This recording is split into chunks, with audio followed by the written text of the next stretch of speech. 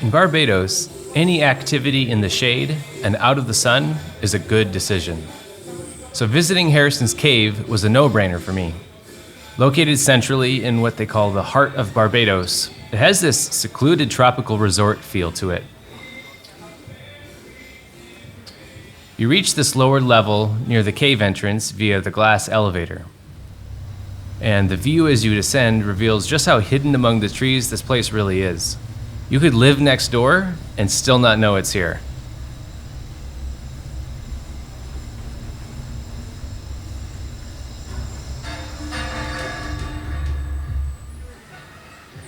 The tram tour of the cave has a strong mix of both humor and information, and it lasted close to an hour. I recorded most of it, but I don't want to reveal all of their secrets. You got to take the tour to get the full experience. So I've picked a couple minutes worth of the tour to give you some idea of what it's like. Put on your mandatory hard hat and let's go. Right above the ladder, we have the original entrance that Tony Mason and Ole Sorensen would have used to get inside. Bear in mind that it used to be much smaller back then. Yeah, so they had to squeeze through the tech spaces, the crooked pulleys, the mud and the formation. Then they climbed down the rock face without the use of any ladder because there was none back then. Then they had to swim across the pool, which is 9 feet deep at the center. And bear in mind that when they came out, they did not have the luxury of this engineered tunnel, which we now enjoy. So they had to continue their journey, squeezing through tight spaces such as these on your right, or even smaller. It took them about 3.5 to 4 hours to get from the original entrance to where we are now going. And let me tell you, in some cases, the only two options they had was forward or forward. That for ourselves very short. But before we do, let's pay attention to these tiny formations right above me. You see them? You know what we call them? Soda straws. And they grow 1 inch every 100 years, the ones above me. Yeah? On the side you see some wonderful formations, looking nice, like ice.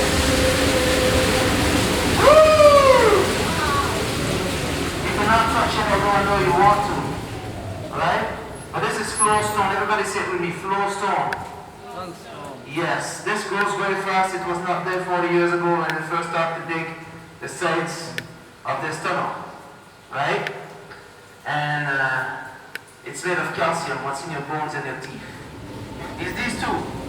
I'll call them Romeo and Juliet. Yeah? Because of their long distance relationship.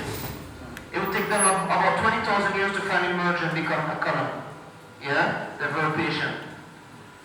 So, if you come back 20,000 years from now, just let ticketing know that he was on a tour with Gabriel and Clown back in September of 2021, and you get a free pass for Harrison Cave to go to Country Park. But you guys feel free to come back before then. Alright? Thank you.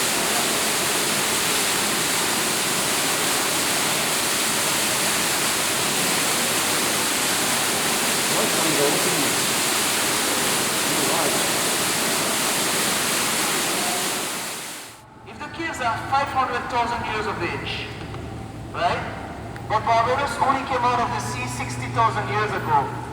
How much older than Barbados Harrison Caves is? Yes? Let me hear you. Did you say 440,000 years? If you did say that, you're correct.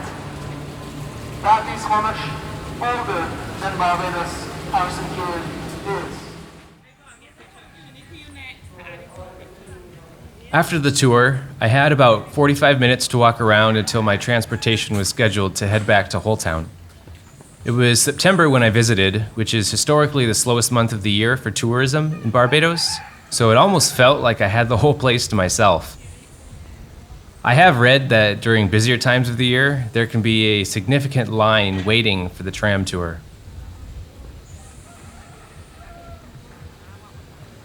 The Welcome Center at the upper main level was currently undergoing renovation, but normally they have a gift shop, a restaurant, I believe, and a few other things.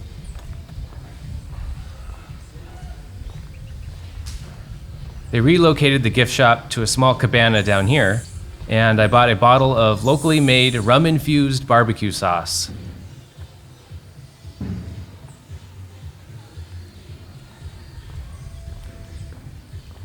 Soon after that, I was lured in by the distant music to check out the Green Monkey Bar and Grill.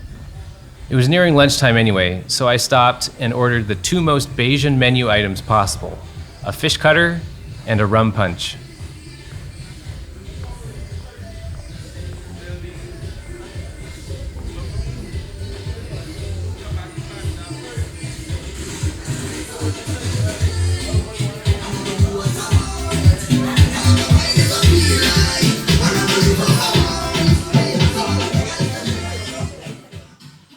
Overall, this was a fun experience. I suppose if I could change anything about the tour, I would have preferred to have a little more time at each of the stops in the cave, but that seems a bit nitpicky. As I was waiting for my food to come out, I had a great conversation with one of the employees about the soca music playing in the background. Everyone here was really friendly. Because I'm here in Barbados as part of their 12-month remote work visa, I knew I had plenty of time to spread out some of the more touristy experiences.